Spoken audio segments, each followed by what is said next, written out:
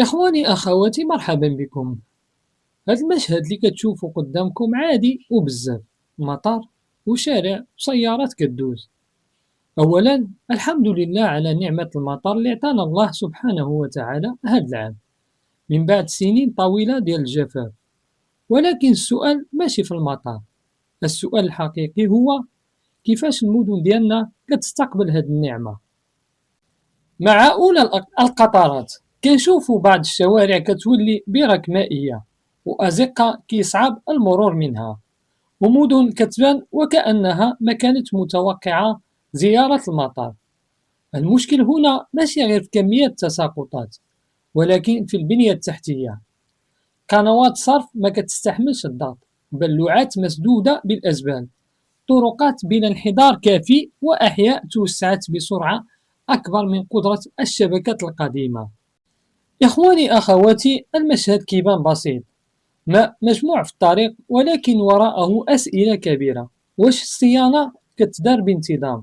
واش التخطيط العمراني كيراعي تغيير المناخ؟ واش كنطوروا الشبكات بنفس السرعة اللي كتوسع بها المدن؟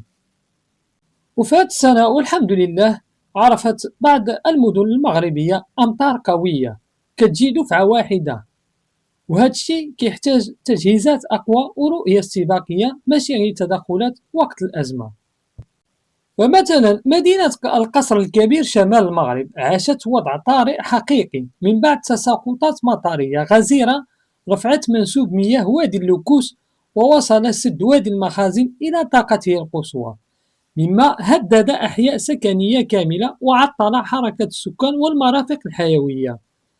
وهناك مقاطع فيديو متداولة في وسائل التواصل الاجتماعي وثقت مشاهد صادمة، منها منازل غارقة بالكامل، وسيارات فوق المياه، وشوارع تحولت إلى أنهار، ومبان تضررت بفعل الفيضانات المتصاعدة. هنا ما بقاش المشهد ماء مجموع في الطريق فقط، هنا ولت أزمة حقيقية.